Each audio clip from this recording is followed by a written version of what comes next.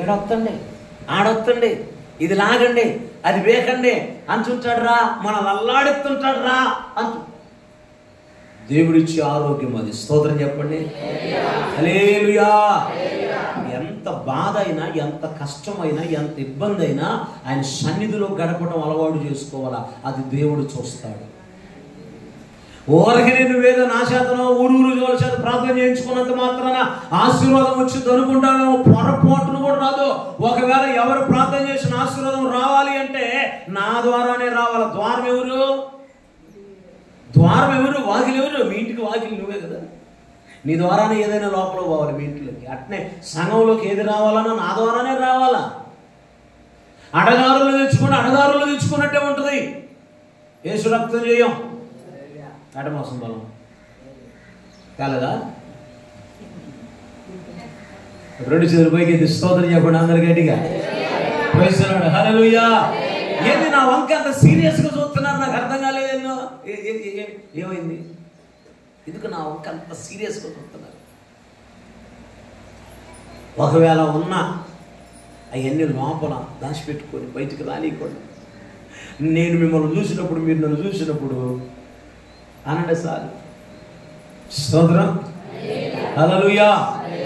భక్తిలో సమర్థించుకోవాక వైరాగ్యం కలిగి బ్రతకాలి, తపన కలిగి జీవించాలి, తపన కలిగి బ్రతకాలి.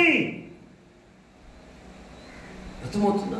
మనిషికి అన్నిటికీ ఓపిక ఉంటుంది, అన్నిటికీ హుషారు ఉంటుంది. అన్ని స్థలాలకి, అన్ని ప్రాంతాలకి, అన్ని ముచ్చట్లకి, అందరి దగ్గరికి తిరగటానికి ఓపిక ఉంటుంది. ఒక్కొక్కరికి దేవుని మందిరానికి రావటానికి మాత్రం ఓపిక ఉండదు. ఉన్నమాట అంటే ఉండూరు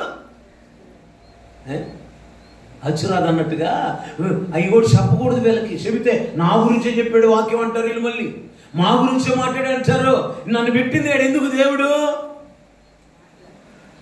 అంతే కదా, మాట్లాడటానికేగా, నీ గురించి చెప్పడానికేగా. బైబిల్లో ఉన్న వాక్యాలు జ్ఞాపకం చేస్తూ నువ్వు ఎలా ఉన్నావో అన్న విషయాన్ని పరీక్షించేసుకోమని నీకు చెప్పడానికే దేవుడు నన్ను ఇక్కడ పెట్టింది. ఏమండి, ఇది ఆధ్యాత్మికమైన బడి. స్తోత్రం చెప్పండి. హల్లెలూయా. ఇప్పుడు అంగన్వాడికి పిల్లల్ని ఎందుకు పంపిస్తున్నారు? తిండి గుడ్డు కోసమా? ఎందుకు పంపిస్తారు? స్కూల్కి అలవాటు అవుతారు అని. అంగన్వాడికి ఒక సంవత్సరం పోయాడు అనుకో, ఏమి రావాలి వాడికి? ఏబిసిడీలు రావాలిగా, 1 2 3 రావాలిగా. అవి కూడా రాలేదానికి ఏం చేస్తా? మా వాడు సంవత్సరం పోయాడు అంగన్వాడికి, ఏం చెప్పానాడా? పిల్లలకి తిన్న సరిపోయింది వాళ్ళకి అని తీసి ఆడేస్తావు. ఎలిమెంటరీ స్కూల్లోనూ ప్రైవేట్లోనూ వేస్తావు. అక్కడ కూడా సర్లేదు, నేను అక్కడి నుంచి ఇంకో చోటకి మార్చేస్తావు. అంటే బడికి ఎందుకు పంపిస్తున్నాం? స్కూల్కి మనం ఎందుకు వెళ్ళాం? ఓరికి ఇంటికాడ బాగా చేస్తున్నాం, అమ్మా నాన్న వాళ్ళు పనికి పోతున్నారు, ఇంటికాడ ఎవరు లేరు, మనకు ఒక్కరికి భయం, మైదోళ్ళు భూసోళ్ళు వచ్చి పట్టుకుపోతారని స్కూల్కి పోయామా? ఎందుకు పోయాం? అక్షరాలు నేర్చుకోవడానికి కదా, అక్షరాభ్యాసం కోసం కదా పోయింది, చదువు నేర్చుకోవడానికి కదా పోయింది. అక్కడ పోయినప్పుడు చదువు చదువుతాడు కదా. ఇది కూడా ఆధ్యాత్మికమైన బడి. స్తోత్రం. ఇక్కడికి మనం ఎందుకు వస్తామంటే ఏదో కొంతసేపు రిలాక్స్గా హల్లెలూయా అని అనిపోవటానికి కాదు. ఎందుకు వస్తాం? దేవుని ఆరాధించడానికి, ఆయన ఎలా ఆరాధించడాలో తెలుసుకోవటానికి, ఆ తెలుసుకున్న దాన్ని అనుసరించి నడవటానికి వస్తాం.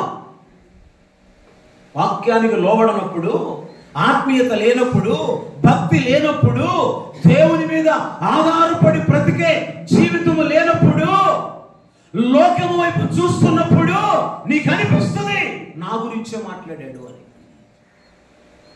అర్థమైందా? నా గురించే మాట్లాడాడని అనిపిస్తుంది.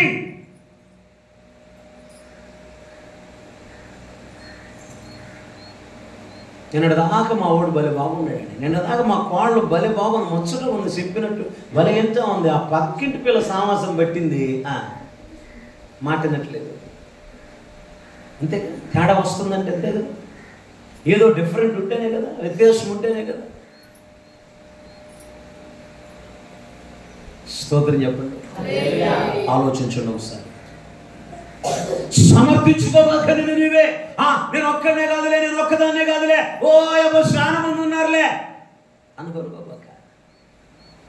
ఉదయకాల సమయంలో చెప్పే ఈ మాట, దేవుడు ఆకాశం ముందు ఉన్నాడు, మనమేమో భూమిలో ఉన్నావా? భూమి మీద ఉన్నాం. మన మటుకు మనము దేవుని యందు భయభక్తులు కలిగి జీవించాలి. వాడు భయభక్తులు కలిగి ఉన్నాడా లేదా అనవసరం, వీడు భయభక్తులు కలిగి ఉన్నాడా లేదా అనవసరం. నీ మటుకు నీవు భయభక్తులు కలిగి ఉండు. స్తోత్రం. మేము కూడా కొట్టుకుంటున్నదే అయ్యగారు, వాడితో వీడితో నీకెందుకో, నీ వాటికి నువ్వు భయభక్తులు కలిగి ఉండయ్యా. దేవుడు నన్ను ఇక్కడ చెప్పడానికే పెట్టింది. స్తోత్రం. హల్లెలూయా. Praise the lord. ఆత్మ పరితాపం పట్టలేము ఆత్మీయులు, ఆత్మ పరితాపం పట్టలేము. నువ్వు ఆత్మలో నశించిపోతుంటే, ఆత్మలో దిగజారిపోతుంటే, దేవుని సన్నిధిని నిర్లక్ష్యపరిచి, పరిశుద్ధ దినాన్ని నిర్లక్ష్యపరిచి, నువ్వు ఇష్టానుసారమైన జీవితాన్ని జీవిస్తుంటే, ఆత్మలో పరితాపం పట్టలేక నీకు కొన్ని మంచి మాటలు చెప్పి, వాక్యానుసారంగా నిన్ను హెచ్చరిక చేసి, గద్దించి, మందలించి సరైన దారికి తీసుకురావాలి. స్తోత్రం. నెలకు ఒకసారో, 3 నెలలకు ఒకసారో, 6 నెలలకు ఒకసారో ప్రోగ్రెస్ కార్డు ఇస్తారు స్కూల్లో పిల్లల్ని. ఎన్ని నెలలకు ఒకసారి ఇచ్చేది?